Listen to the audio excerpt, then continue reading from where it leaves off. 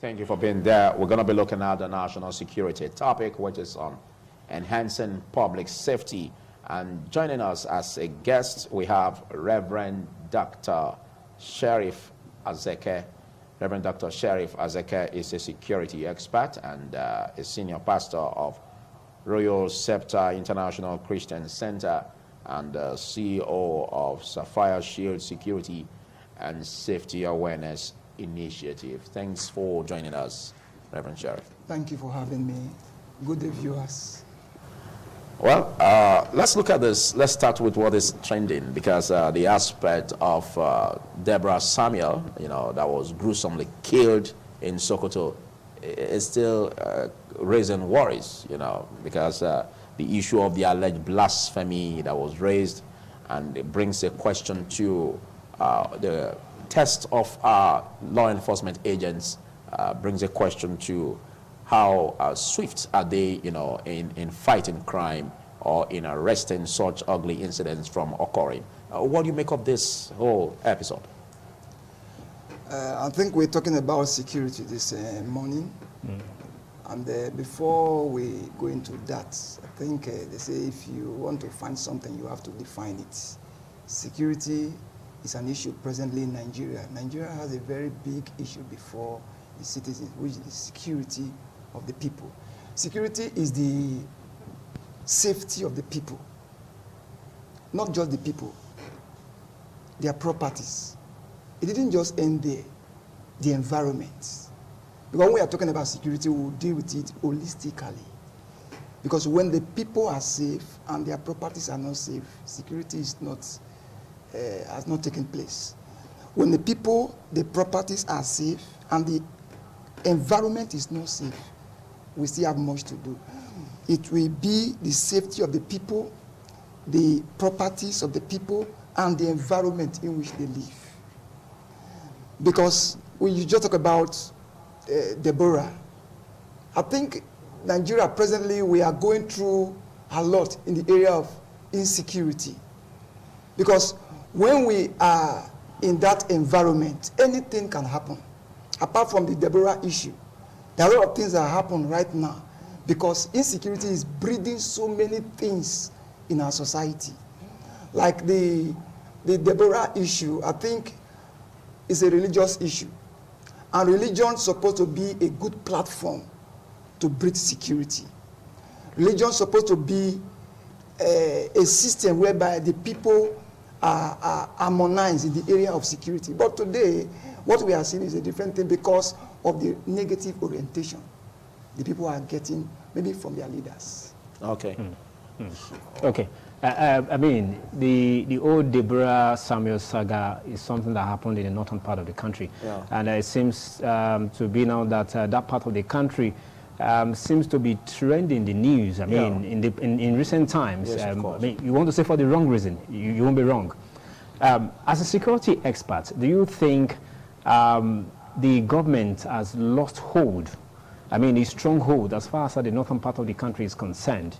Because if you want to place it side by side, security challenge in the north seems to be much more overwhelming compared to what is obtainable in other part of the country.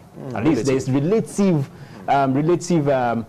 serenity in other part of the country. But if you want to place it side by side, would you want to say that the government of the day, they've lost grip, they've lost their stronghold as far as that part of the country is concerned? I think the most important business of government is the protection of the citizens, the protection of the properties of the citizens, and the protection of the environment.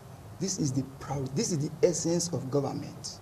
Okay. So when the people are not protected, their properties are not protected, the environment is not protected, it means the government has failed. And as long as they cannot provide security, adequate security for the people, there's a failure in the aspect of government. And secondly, it boils down to insincerity. On whose the government. Part? Okay, on the part of the government. Yes. Okay. We are talking about leadership here. We want to talk about government. We are talking about the people that manage the governing of the people. Okay. Yes, in terms of leadership. When you check very well, you discover that there's lack of sincerity among our leaders. Okay, but again, if you say that the government is to take a blame, don't you think religious leaders are also to share from that blame? Yes, because we hear sermons every day being preached, you know, in churches, in mosques, and it's expected that it sink into, you know, the minds of the hearers, and we expect quality conduct, you know. Yes. What do you think about the religious leaders? Are they to share from the blame? Yes, to an extent. To an extent, because the work of the religious leaders is to make sure that the people, to an extent, they obey laws and the regulation of the country. Because when you begin to orient your followers negatively against the law of the country, I think you are not doing well in the area of security. So anything you see that comes out from that exercise, you should be blamed. Okay. Okay, let me just take from where my colleague from where he asked you. Left off. Yes, where you left off. You are a religious leader and a security expert at the same time. And just like he asked, on the pulpit, the ministers of God minister the word to the congregants, and then the expectation is that, you know, they make do with what they have been told. All right. Do what is good and avoid what is wrong and all of that. So it's expected that when they go out there, they carry it out. But at the end of the day, you still see that the issue of insecurity, as it were, in whatever guise, no matter how little you want to quantify it, still rear its ugly head in our society. Do you think, as a religious leader that you are, and as a security expert, do you think that religious leaders are not doing enough in that regard? I think when the government fails in the area of security, it goes a long way. The religious leaders will only do their own parts to avert anything that comes up when it comes to the area of security. But I think it is expedient as a religious leader. It is mandatory you preach peace to the people. You don't train them to be hostile. You don't train them to go against the law of the land. You teach them love. You teach them peace, because whatever comes from you goes to the people. And they believe religious leaders so much that if you tell them anything, they take it. That's why I will advise religious leaders, whether Muslim or Christian or whoever, we should, at this our time where security is becoming an issue in Nigeria, we should preach love. We should avert anything that has to do with hatred. Okay. We should talk to the people on how to live their life in the atmosphere of security. Okay. Well, you are a security expert, because we must zero into that. Yes. Let's bring your experience to bear, because the United Nations benchmarked one policeman to 400 people. And as beautiful as that may be, we are far, far away from measuring up with that standard. You know, looking at the lack of adequate manpower, you know, in the police level. Again, we also have the challenge of the police officer being ill-equipped. Now, how should the government handle this? Because we seem to be having lapses in this area. That's why I talk about security starts from the government. Because when government fail in the area of security, everything will collapse. When you talk about the police, we are going to 250 million in terms of population. And our police manpower, they are not up to 500,000. That's a suicide mission. How can you expect less than 500,000 police officers to manage to police a country of about 250 million? It's even against the UN standard of policing a nation. Look at South Africa here. Check the numbers of police they have. South Africans, they are not up to 70 million. But their police, they are more than 1 million. Look at Egypt. But the government is not doing much in the area of the policing. The police is underfunded, highly underfunded. They don't have equipment. They don't have manpower. They don't have what it takes to confront this monster called insecurity. I think that's where even the state governors are saying that there should be a different narrative to it, a different twist, where state policing should really come into play. But would you say that should be taken from the federal government? Why state police takes preeminence? Is there sense in that? Yes, it's very, very important for state police to come in at this particular time. Because Nigeria, we are the verge anything can happen. Insecurity, I say, is a monster. It has no regard for whoever. Whether you're a president, you are a prisoner. Even the baby in the womb does not have regard for the baby in the womb.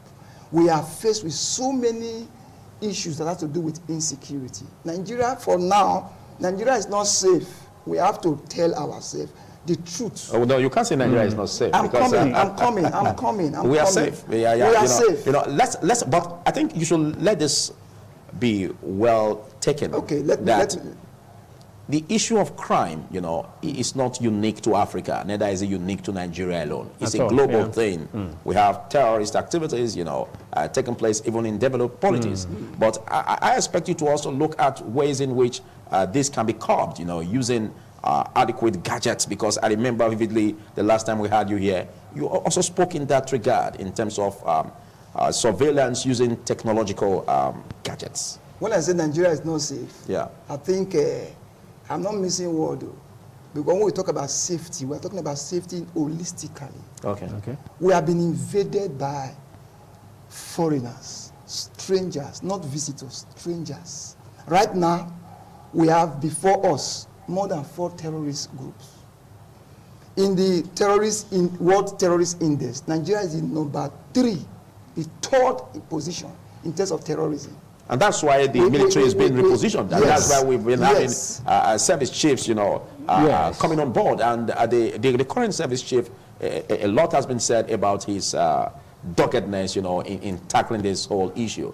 Because don't you agree that to a great extent, terrorist activities are being brought under control?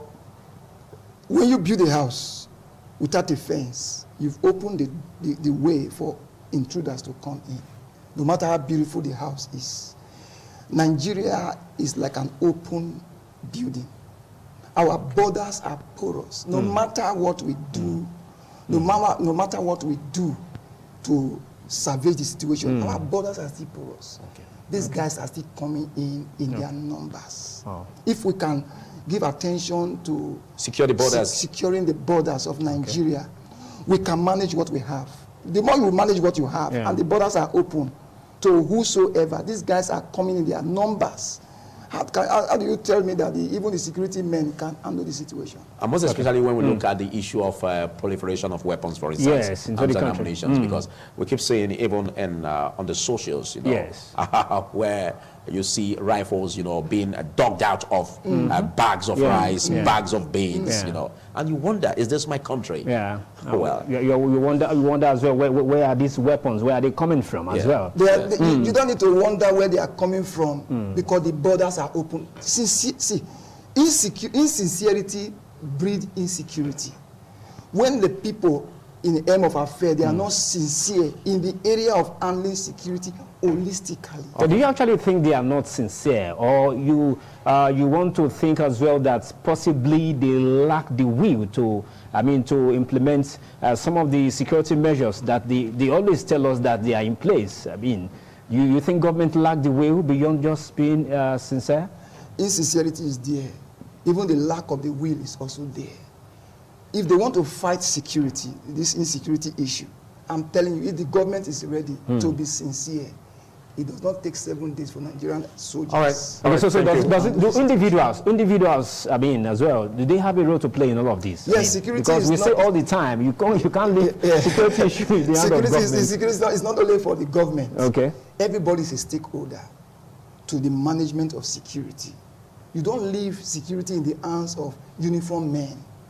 You, as an individual, you have to learn the nitty-gritty of how to protect yourself, how to police yourself, how to be security conscious, and we need to begin to sensitize the people on security measure, on grassroots, to community. We address it in the school, in the churches, in the mosque, in the public places. We begin to address this issue of security, sensitize the people the way COVID-19 was addressed. And the social media is also playing a very big role in that. Even in media, even the journalists, all of us, we have role to play in the area of curbing insecurity. All right, thank you very much. It's been awesome having you joining us on this segment, and we hope to see you some other time. Thank you very much. All right, that's about you can take on this segment. We're going to be having the Electoral Amendment Act saga that is really trendy, and we'll look at this with some analyst and the legal practitioner to analyze this, looking at what